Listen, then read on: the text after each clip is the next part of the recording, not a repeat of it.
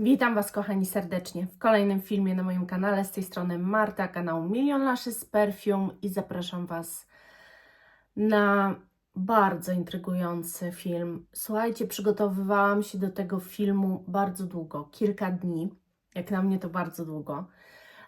Analizowałam dogłębnie całą moją kolekcję i powiem Wam, że nawet ja prawdopodobnie dzisiaj będę dosyć zaskoczona tym, co odkryłam, czym się z Wami podzielę.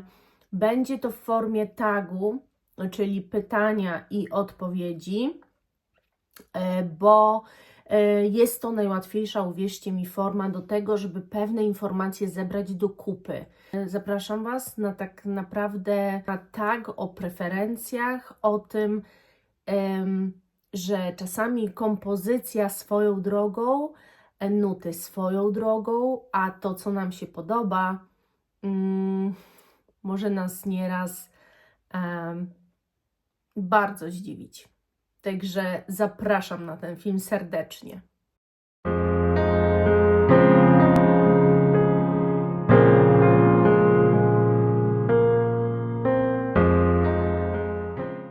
Pierwsze pytanie. Masz 3 zapachy do końca życia. Jaki rodzaj zapachu na pewno by się w tej trójce nie znalazł? I doszłam do wniosku, że analizując całą tę właśnie moją kolekcję, no to powinnam powiedzieć, że żaden zapach czystości. I nie do końca też chciałabym ujmować tutaj, że zapachy mydlane, a to przy kolejnych pytaniach dowiecie się dlaczego, bardziej stawiam na to, że zapach jako taki, który kojarzy nam się z czystym praniem, z takimi rzeczami, no nie, to póki co mi się nadal nie zmieniło i to jest od lat, że takie zapachy do mnie nie przemawiają, wręcz raczej mnie męczą.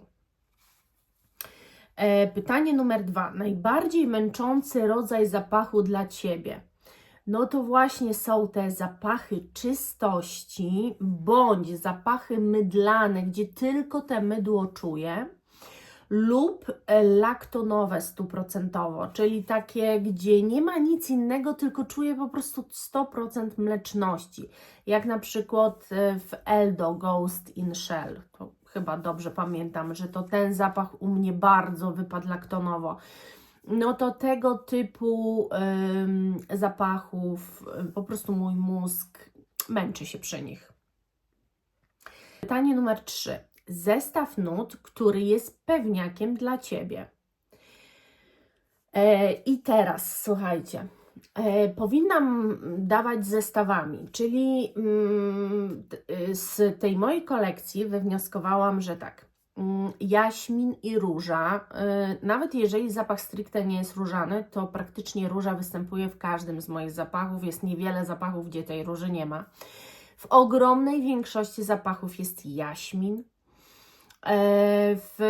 Jeżeli chodzi o bazę, w większości jest wanilia, a jeżeli chodzi z kolei o te nuty głowy, to najczęściej to są właśnie jakieś takie cytrusowe historie, albo czasami kwiatowe.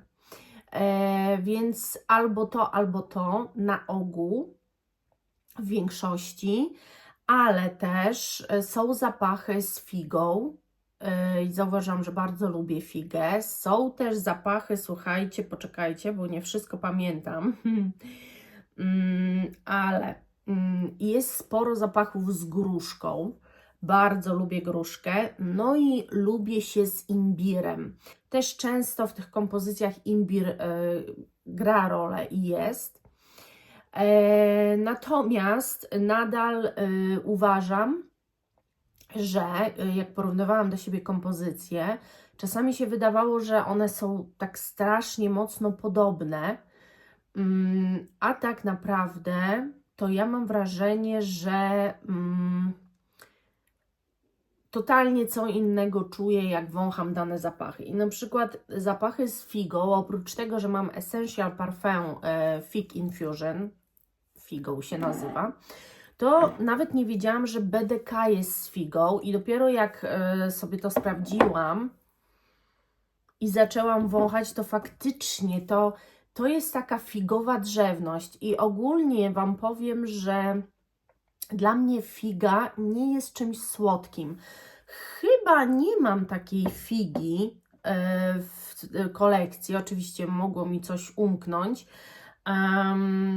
ale chyba nie mam aż takiej figi w kolekcji, która byłaby słodka, bo Fig Infusion Essential Parfum jest dosyć zielona i raczej figa mi się z tym kojarzy, ale jest ta taka specyficzna woń figowa, ta zieloność nawet, jeżeli tego zapachu, jest taka jednak inna, ostrzejsza dzięki fidze. Takim zapachem też, słuchajcie, z figą jest Fugazi Thirsty, który ja mam i on jest zielonym zapachem. No, także dla mnie właśnie figa nie jest czymś niezauważalnym w zapachu, ale nastawiam się, że jeżeli chcę jakiś zapach z figą, albo że jeżeli widzę w nutach figę, to nastawiam się raczej, że to nie będzie słodko, jakiś taki owocowy, jakiś taki, nie wiem, zapach, tylko nastawiam się bardziej na coś zielonego, takiego z naturą związanego. I to zauważyłam właśnie, obserwując, przeglądając te zapachy z figą, które mam. Pytanie numer 4. Odnośnie jeszcze pytania numer 3, to bardzo dużo mam piżma w nutach. No, muszę powiedzieć, że to tak pół na pół z wanilią. Wręcz często wanilia występuje i piżmo, ale też występuje bardzo często same piżmo. Rzadziej paczula bardziej u mnie jest jako jakieś takie tło, gdzie jest ogólnie rozbudowana baza, to często jest paczula. Oczywiście też mam taki zapach tylko z paczulą, ale to nie uprzedzajmy faktów. Pytanie numer 4. Połączenie nut, które na ogół Ci nie podchodzi. I właśnie, wiecie co, tak naprawdę na to pytanie muszę odpowiedzieć w jeden możliwy tylko sposób. Nie ma czegoś takiego. Ponieważ ja przejrzałam wszystkie zapachy, które mi nie podeszły, ale przejrzałam też te, które mi podeszły, a chyba tak sama z własnego wyboru niekoniecznie bym po to sięgnęła. I konkluzja jest taka, że generalnie chyba nie można za bardzo się nutami sugerować. Druga też sprawa, że moje odkrycie, badając swoją kolekcję, jest dosyć zaskakujące dla mnie, ponieważ ja Wam w tagu poprzednim powiedziałam, że nie zwracam uwagi za bardzo na nuty głowy, głównie zwracam uwagę na nuty serca, no i oczywiście na bazie, na której to jest, w sensie, czy ten zapach będzie trwały, czy nie. Ponieważ no, nuta głowy jest dla mnie nutą, którą czuję przez tylko pierwsze chwile. Jakież było moje zdziwienie, kiedy zapachy stricte różane, które dosłownie czuję jako różane, są opisywane w taki sposób, że róża jest w głowie, a w sercu jej nie ma w ogóle. I zapach jest naprawdę 100% różany i nie można się pomylić. I te róże czuć przez cały zapach. I to mi dało do myślenia. I jest takich słuchajcie, zapachów mnóstwo, że na przykład są cytrusy w głowie i zapach ogólnie jest odbierany jako cytrusowy. Śmieszne jest na przykład jeszcze to, że ja generalnie wydawało mi się, że nie przypadam za zapachami cytrusowymi i uważałam, że nie mam za dużo stricte zapachów cytrusowych. Mam Serge od Amouage, mam jakieś tam cytrusowe, ale to raczej kupione w ciemno i okej, ja się z nimi lubię, one mi się podobają, ale tak, żeby samej sięgnąć. A ponieważ ja nie kupuję za bardzo po nutach zapachów i bardzo często jak robię zapachy w ciemno, to bez researchu wcześniejszego, to na przykład okazuje się, że Blue Talisman, Otex Nihilo to się nazywa zapach cytrusowy. W ogóle jest multum takich zapachów, które jako cytrusowe są opisywane. Natomiast ja nie do końca je odbieram, tak, bo dla mnie cytrusy się kojarzą, gdzie ja czuję po prostu tę cytrusowość, tę mandarynkowość, czy tę cytrynowość, czy tę limonkowość, a właśnie tu po prostu one jakby robią tylko takie tło czegoś takiego odświeżającego, ale nie do końca to idą na jakiś taki pierwszy plan, według mnie. Także w ogóle te sprawdzanie całej tej mojej kolekcji to było, powiem Wam szczerze, bardzo dużo można się dowiedzieć tak naprawdę o tej kolekcji.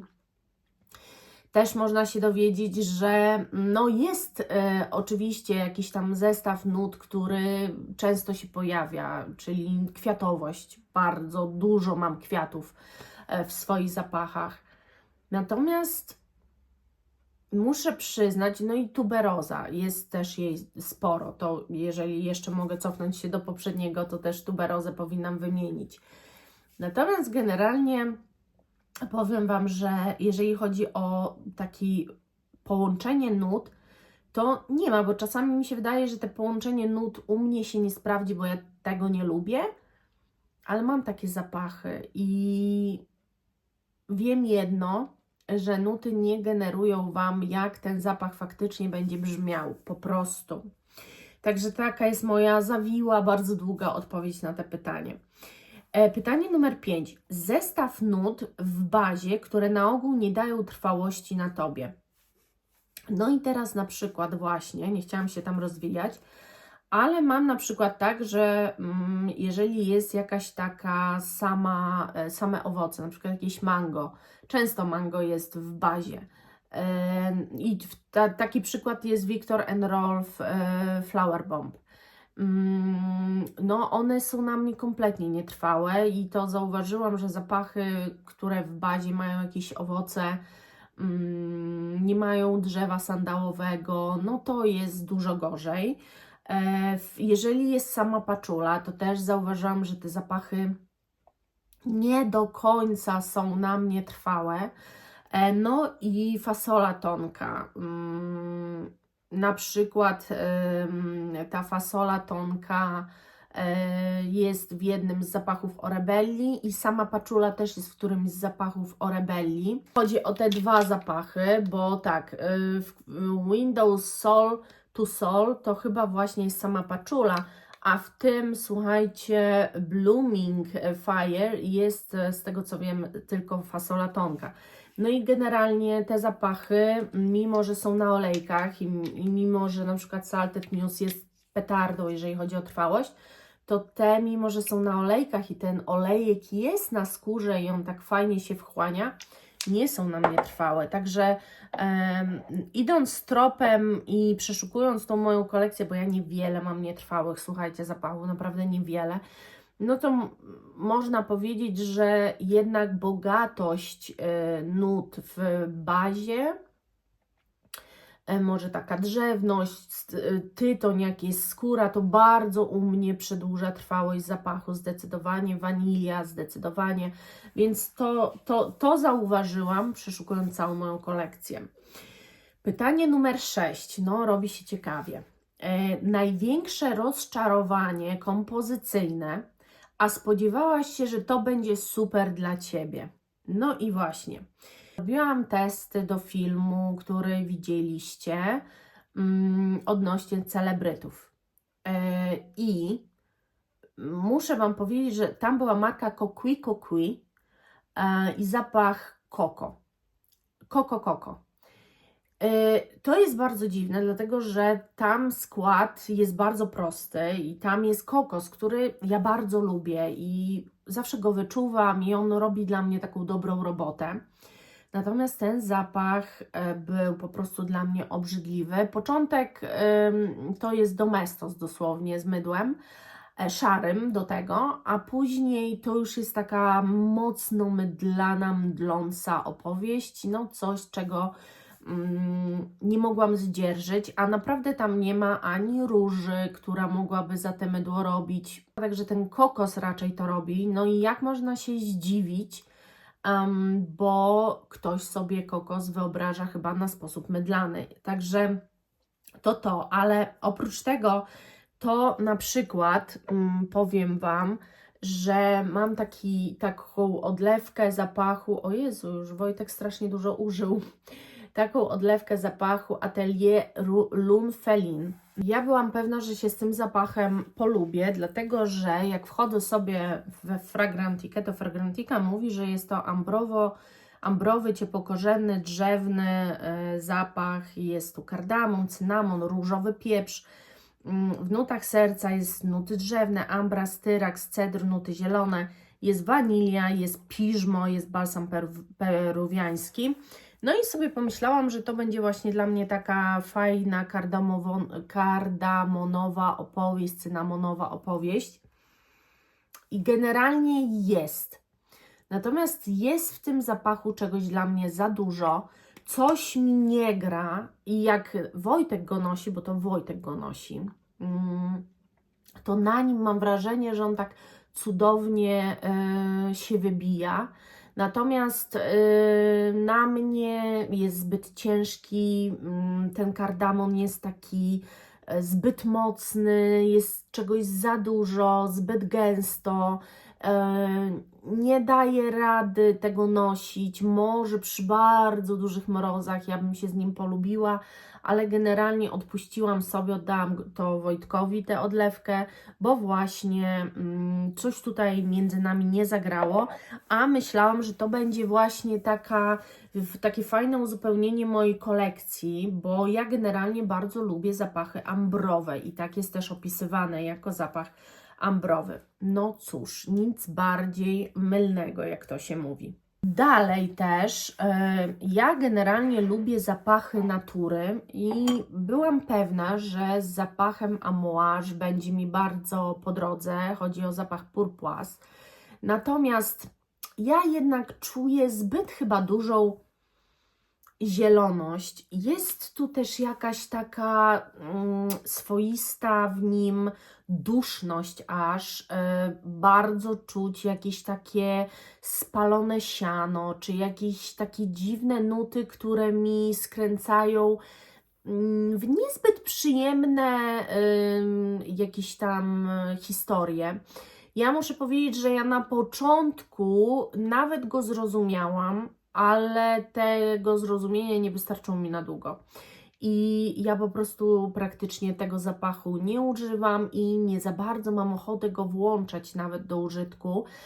I też myślę, że oddam go po prostu Wojtkowi, bo nie ma sensu może, żebym ja zużywała zapach, który coś mi po prostu tu nie gra i tej miłości jednak nie ma, chociaż próby były. I tak jak mówię, zielone zapachy bardzo lubię, ale nie aż tak hardkorowe i nie aż tak przesadzone moim zdaniem. Też takim, słuchajcie, zapachem, który muszę powiedzieć jasno i klarownie, tu wszystko gra kompozycyjnie, tu naprawdę kompozycyjnie gra. Natomiast ja nie rozumiem się chyba z tym zapachem. Znaczy nie wiem, co tu można rozumieć, co nie. Chodzi o Burberry My Black. Ja bardzo często Wam w zestawieniach go podaję, bo obiektywnie rzecz ujmując, to nie jest zapach, do którego możecie się przyczepić. Tu jest trochę i brzoskwinki jakieś, i wanilia, i to jest taki naprawdę, wydaje się, bardzo ładny zapach, ale jest tu jakaś nuta, która na mnie tak wybrzmiewa, jak takie stare, dawne perfumy. Jest też jakaś aldehydowość na mnie tego zapachu. Ja przyznam się Wam szczerze, że nie sięgam po ten zapach. Jego zużycie jest takie, bo mam go po pierwsze bardzo długo, po drugie odlewałam Wam ten zapach. Ja myślę, że on w ogóle ma na pewno bardzo wielu zwolenników i kobiety się w nim kochają i wszystko, ale tu jest po prostu jakiś taki zgrzyt, który no na mnie nie robi mi dobrze. To znaczy, ja nosząc go, mam ciągle jakąś taką nutę z tyłu głowy, która nie do końca mi gra. W kolejnym zapachu, który też mi kompozycyjnie wszystko gra, bo tak, tu jest cyprys, nuty drzewne i winorośl. I teraz ja się jakiś czas temu bardzo takich nut bałam, ale dzisiaj uważam, że jak jest cyprys, bo głównie na niego zwracam uwagę, a powiem szczerze, ja cyprys mam w kilku kompozycjach i on daje taką świeżość, to jest takie igły, ale nie takie jak sosny, tylko coś takiego świeżego, wręcz może momentami cytrusowego w zapachach. No, naprawdę przejrzałam te swoje zapachy, sięgnęłam po nie, zaczęłam je wąchać i faktycznie stwierdziłam, że to nie jest taka nuta bez znaczenia w zapachach.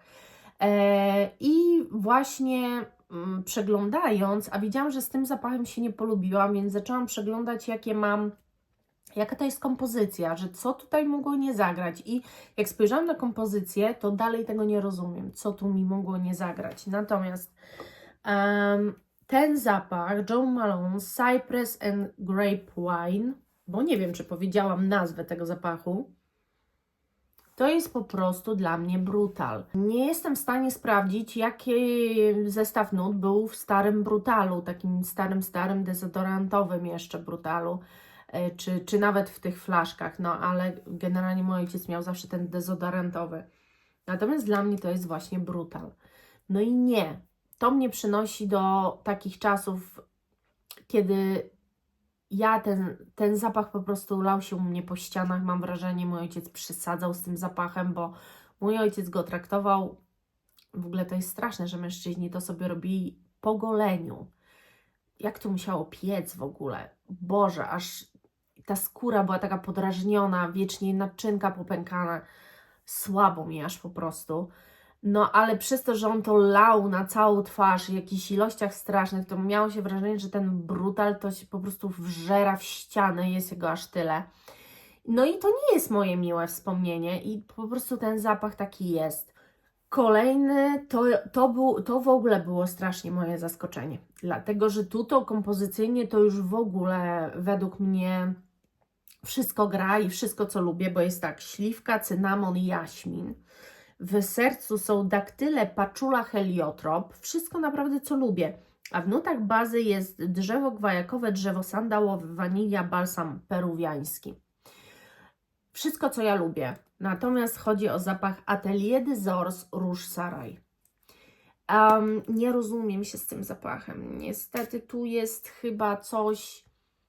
No właśnie. Moim zdaniem drzewo gwajakowe nie jest dla mnie. Dlatego, że nie wiem, wydaje mi się, że to drzewo właśnie gwajakowe, albo może to jest sandałowiec, ale wydaje mi się, że drzewo gwajakowe tutaj daje strasznej balsamiczności. Tylko, żebyście mnie zrozumieli. Ja lubię balsamiczność do pewnego momentu. Zauważyłam, że jest taka przeginka, że kiedy jest aż za mocna balsamiczność, to trochę jak od mydła mnie mdli. Dlatego ja tego nie ujęłam, że to nie może być w mojej kolekcji, bo ja mam balsamiczne, drzewne, balsamiczne zapachy, ale najśmieszniejsze jest to, że jak się ułoży, to czuć taki chwast albo jakieś takie zioło, którego tutaj nie ma, no bo tu jest paczula, może ta paczula daje to, bo raczej nie heliotrop i nie daktyl, daktyl jest słodki. Raczej może ta paczula tu nie występuje ziemiście, tylko tak ostro. Ten zapach jest dla mnie ultra nieprzyjemny, też poszedł do Wojtka. Wojtek sobie go stosuje. Dla mnie po prostu jest tu za dużo wszystkiego, za mocno balsamicznie, za ziołowo, albo takie te zioło jest wręcz, no nie, przekombinowanie jest za dużo, za mocno. No i ta kompozycja, mimo że kompozycyjnie wydawałoby się wszystkie nuty mi pasują, to jednak coś tutaj, słuchajcie, nie zagrało. Zdecydowanie. Pytanie numer 7, to też będzie dużo tutaj pod tym pytaniem. Największe zaskoczenie to się nie powinno udać, a jednak. No właśnie, to się nie powinno udać, a jednak. Nie powinni się udać tkliwi nihiliści. To się nie powinno udać, bo ja nie przepadam za ziemistymi zapachami. Lubię czuć ziemistość, ale lubię, kiedy ona jest w zapachach słodszych, która coś przełamuje. Natomiast nie lubię stricte ziemistych. Natomiast dla mnie, w moim odczuciu, jest to zapach przepięknie krążący po skórze, niesamowicie. No właśnie. Ta ziemistość, bym ją ujęła jako coś bardziej cytrusowego, a przyjrzyjmy się kompozycji, no bo kompozycyjnie nie powinno się udać, a jednak zapach mi podpasował, więc wejdźmy sobie we Fragrantikę i w tego tkliwi nihiliści i kompozycyjnie jest to tak: ziemisty, aromatyczny, świeżokorzenny, pudrowy, zielony, skórzany zapach. Jest tutaj bergamotka, galbanum, geranium, nuty pudrowe, esencja ziemi, cypriol, skóra, mek dębowy. No i właśnie, i podejrzewam, że za to, jak ja bardzo dobrze odbieram ten zapach, może być odpowiedzialna ta skóra, którą ja czuję zdecydowanie. Oczywiście w dwójce to jest dla mnie bardziej skórzano-tytoniowy zapach. Tu ta skóra i widzicie, cytrusy też mówiłam, że czuję. Bergamotka jest w nutach głowy. Ta skóra, mam wrażenie, że właśnie dodaje, przełamuje to wszystko, że ona jest taka świeża, nieotulająca tu absolutnie. Nie ma takiego zapachu ubraniowego, tylko ma taki zapach odświeżający. Zdecydowanie bergamotka fajnie jeszcze to podbija i jakby tak załagadza ziemistość, a bardziej wybija tę skórę, która dodaje tej świeżości. Zapach jest po prostu przepiękny. Kolejny zapach, który tak naprawdę no nie powinno to się nic udać, bo tu jest czarna herbata, róża i drzewo gwajakowe, czyli no drzewo gwajakowe, które ja już zauważyłam, że jak się pojawia, no to właśnie troszkę mi przeszkadza jego balsamiczność, która mam wrażenie, że jest większa niż w sandałowcu. A może ktoś się odbiera to inaczej, ale ja przeanalizowałam swoją kolekcję i tak jednak to stwierdzam. Jest tutaj róża, jest to zapach różany, natomiast to nie jest zapach różany taki słodki, tylko właśnie tu jest róża podana na taki mydlany dosyć sposób. Tu się nie miało prawa nic udać, dlatego że jak wiecie, no tę mydlaność jest mi ciężko przezwyciężyć, ale kiedy ona jest stuprocentowa, tu dużą rolę gra, okazuje się, ta czarna herbata, która... ja jestem w ogóle fanką herbaty. Piję ją w ilościach zastraszających. Kawę piję jedną dziennie, ale herbaty piję w ilościach zastraszających. A to jest tak świetne połączenie. Ja się uśmiecham na samą myśl o tym zapachu. Jak tu wszystko nie powinno pójść, a jak tu fantastycznie wszystko zagrało. Jak bardzo lubię ten zapach. Jak się czuję w nim niesamowicie. Kolejnym zapachem, w którym też nie powinno nic pójść. Naprawdę uważam, że że tu tak naprawdę wszystko, cały opis tego zapachu jest dla mnie raczej nie do przyjęcia. Ponieważ o ile widzę kompozycję nut i ona raczej mi pasuje, to jak widzę opis, no to jest to świeżo-korzenny, aromatyczny, dopiero później jest różany i skórzany zapach, a w nutach macie geranium, czarna porzeczka, pieprz seczuański, liść czarnej porzeczki, skóra, róża, wetyweria i cedr. I chodzi o Frédéric Malle, zapach zrobiony przez Jean-Claude Ellena, Rose and Queer. Słuchajcie, no to zacznijmy od tego, że bardzo czuć tu ten pieprz syczuański. Ten pieprz syczuański robi całą robotę dla tego zapachu, ponieważ oni tu piszą świeżokorzenny i aromatyczny. No tak, bo ogólny wydźwięk tego zapachu taki jest, ale ten zapach to jest róża ze skórą, dosłownie, a pieprz seczułański dodaje tego smaczku temu zapachowi, tego czegoś, czego nie ma żaden inny zapach skórzany. Tu ewidentnie czuć różę ze skórą. Ja bym nie powiedziała, że to jest gdzieś tam dalej. Moim zdaniem, jak się go nosi, to czuć walkę róży ze skórą. Tak jakby czasami troszkę przeważa ta skóra, a czasami troszkę przeważa ta róża. Cały czas w obecności tego syczuańskiego pieprzu. Ostrego, mocnego, takiego wibrującego w nos, takiego, który robi z tym zapachem jakąś rzecz niesamowitą, jedyną w swoim rodzaju. To jest taka przygoda perfumowa, ten zapach, że po prostu coś niesamowitego. I generalnie właśnie, jak czytam, że coś jest takie świeżokorzenne, aromatyczne, boję się tych zapachów, zauważyłam, że jak są na przykład, ktoś sprzedaje ubytkowe flakony i sobie wtedy jest tego ileś, więc żeby coś wybrać, no to czasami zerkam na Fragrantikę, wchodzę i patrzę, co by tutaj mogło mi, wiecie, podpasować. I widzę, że zapach jest świeżokorzenny albo aromatyczny, to mam takie wzdrygnięcie. Patrzę, co tam jest dalej oczywiście w tym opisie, ale mam taki wzdryg, czy na pewno ja tego potrzebuję, bo ja potrzebuję czegoś mocnego, intensywnego. Walczę z tym, żeby sobie jakby nie zamykać drogi do poznania jakiegoś zapachu tylko dlatego, że on jest świeżokorzenny i aromatyczny. Bo już ciepłokorzenne wszystkie mi się podobają. Mam takie wrażenie, że ja lubię ciepłoty, ja lubię otulenie, ja wiem, że zimą będę chętnie po takie coś sięgała. A świeżokorzenne i aromatyczne nie za bardzo przepadam za czymś świeżym po prostu i dlatego chyba tak się przed tym bronię. Taką kompozycją, która generalnie nie powinna do mnie przemówić, a przemówiła, jest Idol. Ja mam wersję Intense i to dlatego, że oczywiście Idol jest mydlany.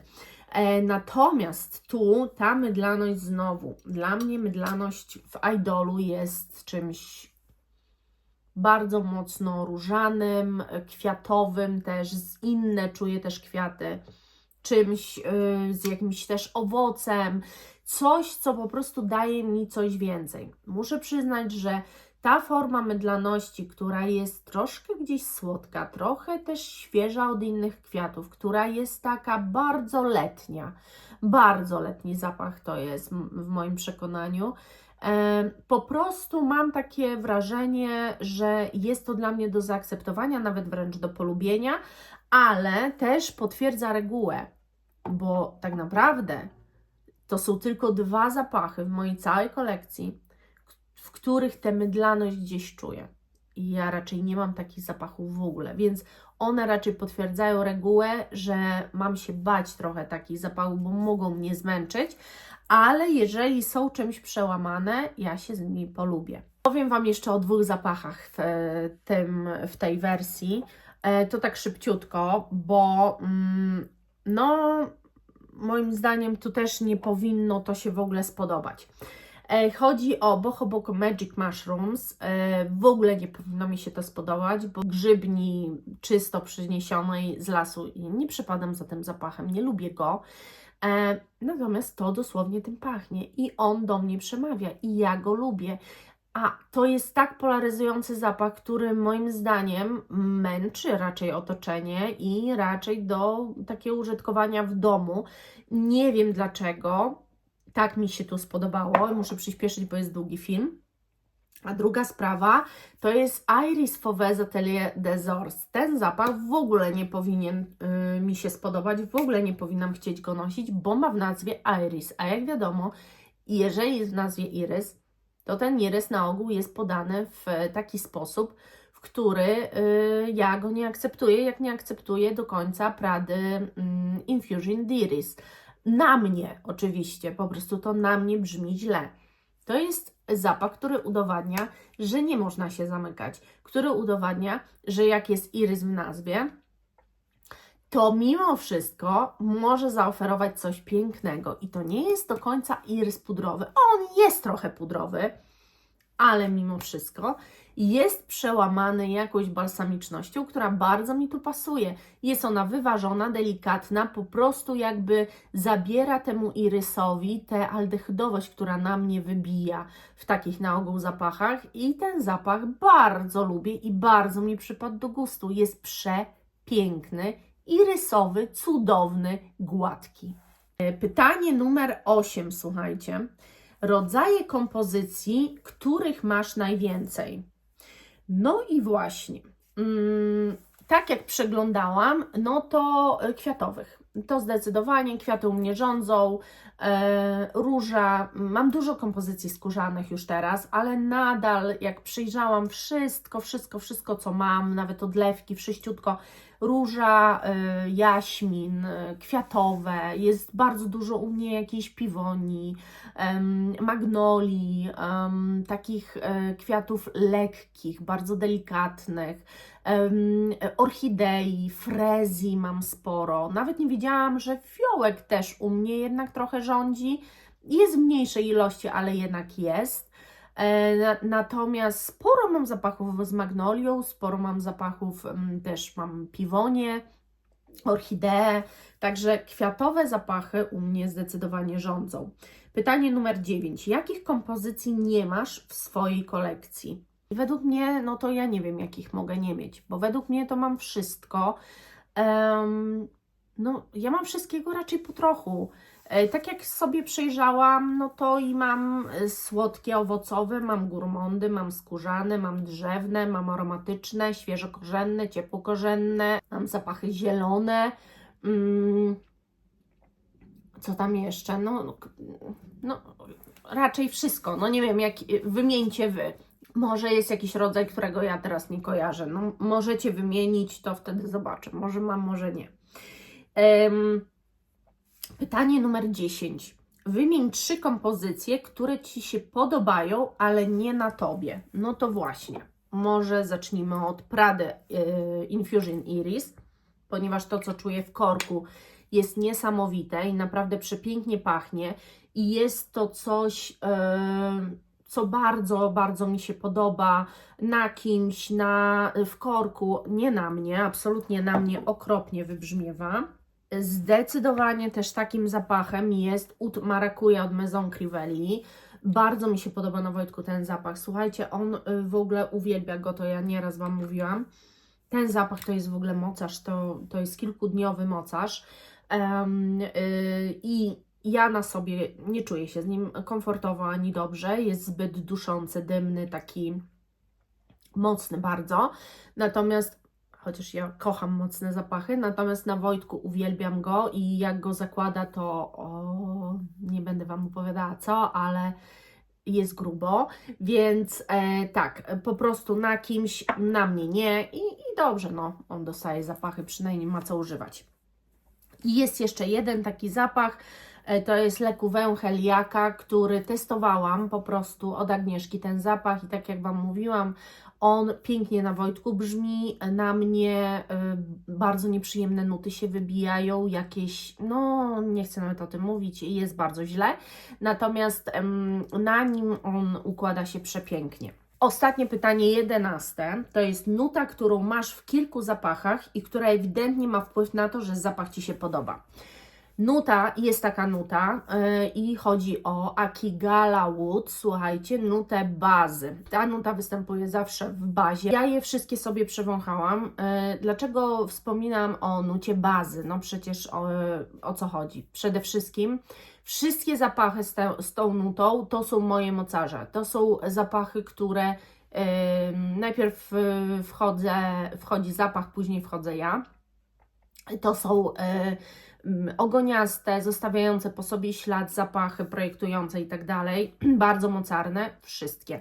Ja przygotowałam 3, to jest oczywiście New Notes Akigala Mandarino, to jest też Le Liquids Imaginaire Amadou Core i Barenia.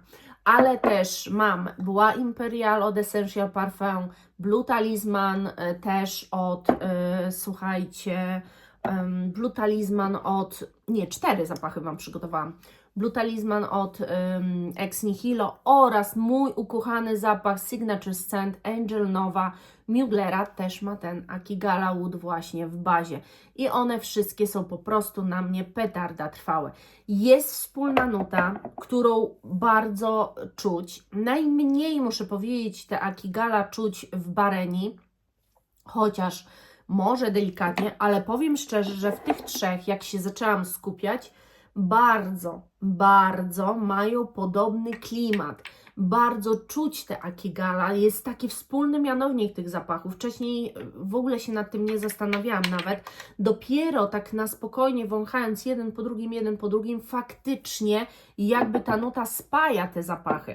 Także fajnie, bo wyodrębniłam sobie nutę, w którą mogę walić w ciemno, która po prostu powoduje, że oprócz, zawsze myślałam, że to tylko wanilia, a tu nie. Akigala Wood powoduje, że te zapachy są strasznie projektujące i po prostu są na mnie trwałe. I wszystkie te zapachy to są, słuchajcie, no takie topki raczej, bo i Bois Imperial, Blue Talisman to są takie zapachy, które w większości się podobają. Zresztą ten New Notes tak samo. Przecież Angel Nova też nie można narzekać. Barenia w większości się też podoba. Ten zapach też się bardzo ludziom podoba. Także to są też zapachy, które są bardzo komplementogenne. I tyle, słuchajcie. To było coś niesamowitego. To było fajne przeżycie zrobić to, zapoznać się z moją kolekcją w 100%. Gdyby ktoś chciał się zabawić w ten taki, odpowiedzieć na te pytania, albo po prostu dla siebie bardzo mocno się nad tym zastanowić i może coś Wam przyjdzie do głowy, może coś zrozumiecie, może odgadniecie swoje prawdziwe ja perfumowe. To było bardzo ciekawe. Ja za dzisiaj serdecznie dziękuję. Mam nadzieję, że miło spędziliście ze mną ten czas i buziaczki, kochani. Pa! Pa!